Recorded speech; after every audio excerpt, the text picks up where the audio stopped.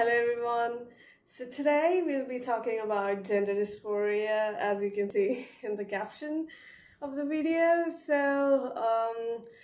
Gender dysphoria, what does it mean? Gender dysphoria is like a sense of discomfort or unease and such that you have when there's a mismatch between your biological sex and your gender identity. So we did talk about sex and gender in one of my previous videos. So if you haven't seen that, it's just you see that first before you get into this video. So coming back to our topic at hand, that is dysphoria. Dysphoria might be experienced by people in different amounts and in different kinds. It is not exactly a constant thing. When you get used to it and when you learn to deal with it better, there are times when it gets better, or sometimes there are times when it gets worse. So in extreme cases, it might even lead to depression or anxiety, suicide, and many others. Um, so, so from that itself, it is very clear that it is extremely important to be affirmative to the sexual and gender minorities, people of the queer community around you. But then this is not just for the queer community. It is a very intersectional concept. If you have disabled, differently abled people around you, and many other marginalized communities like that, be affirmative and curious about the people around you. So, coming back to dysphoria, you can divide dysphoria into three types. One is physical, social, and mental. So, physical and social are the most common kinds of dysphoria. And when I say physical dysphoria, for example, I like how my voice comparatively leans to the lower pitch side when considered comparatively with other people who are assigned female at birth. But then I would like it better if it was lower and deeper, and I would always hope for it. And when sometimes there are times when my condition or some certain words, the pronunciation of those words make it sound higher, like a bit more high pitched. And I absolutely hate that. And that is a kind of physical dysphoria associated with your vocal cords, your larynx, your voice, however you call it, and that is, you can also say that that is something associated with your hormones. And that's why a lot of trans-identifying people or non-binary or genderqueer or gender fluid people go for hormone therapy or operations and the surgeries. These are for dealing with gender dysphoria.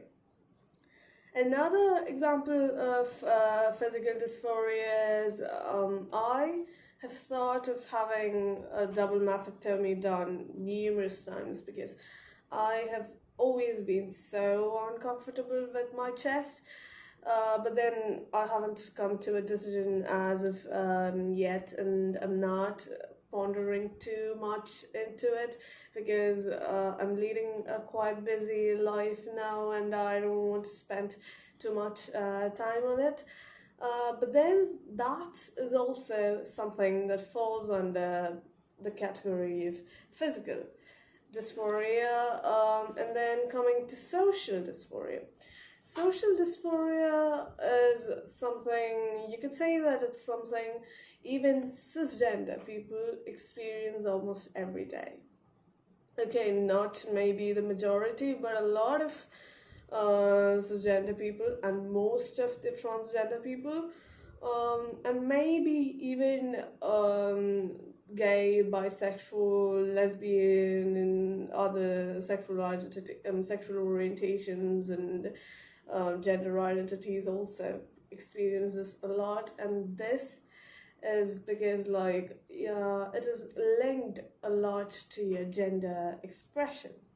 So I was assigned female at birth, and because of that fact, a lot of people expect me to act female, and fulfill the roles associated with female in my locality. So this is a very subjective topic. It differs depending on your culture and geographical location and things like that.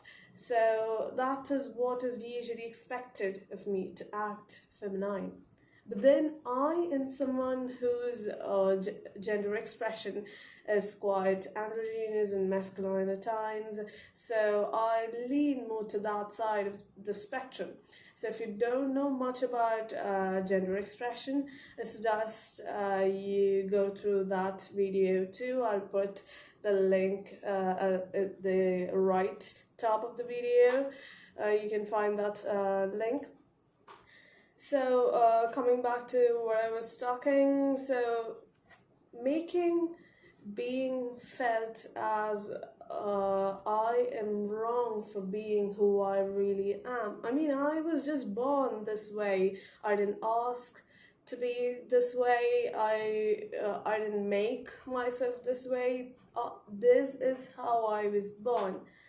And when it is as simple as that, being made to feel dysphoric for who I am just makes me feel at times like I'm not enough, or I'm not good, and like really uncomfortable with all these expectations pushed onto me just because of the mere fact that I was assigned female at birth, when it wasn't even my choice to be assigned as such. Yes, it is my biology, but then I didn't ask for that biology as much as I didn't ask for like my gender expression or gender identity to be who I am right now.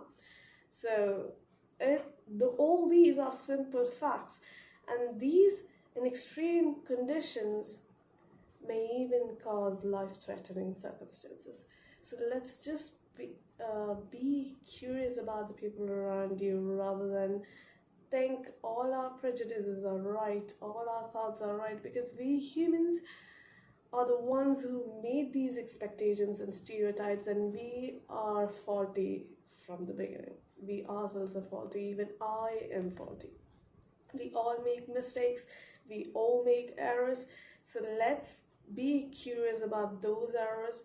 Let's be curious about the people around us, and let's embrace those differences and that curiosity. So now to the last one, the third one, mental dysphoria. So you can see a lot of aspects of mental dysphoria in both physical and social dysphoria. So it is a lot interconnected, but then I don't mean to say that gender dysphoria is a mental issue. No, it's not. No way, nothing near. It's actually the mistreatment by unaffirmative people who end up causing this gender dysphoria to kind of exaggerate, and like a balloon being filled with air so much that it ends up exploding. So it's that kind of thing. When you're being unaffirmative of the people around you, it's literally mistreatment. It's like, suppose you were born an introvert, and then some extroverted people come to you and exploit you and mistreat you for who you are, simply because you're an introvert. It's pretty much a similar, same situation. So that's how dysphoria goes.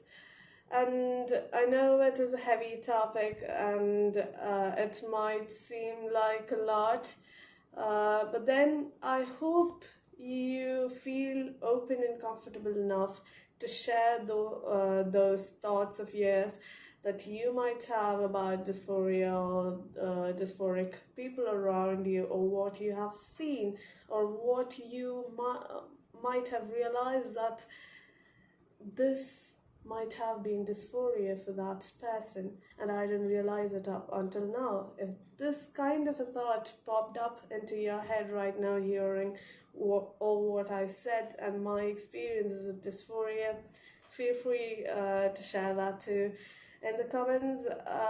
So let's be curious and happy together, so that we end up realizing that we are all humans and we are all minorities one way or the other, and it all just depends on how we slice the pie.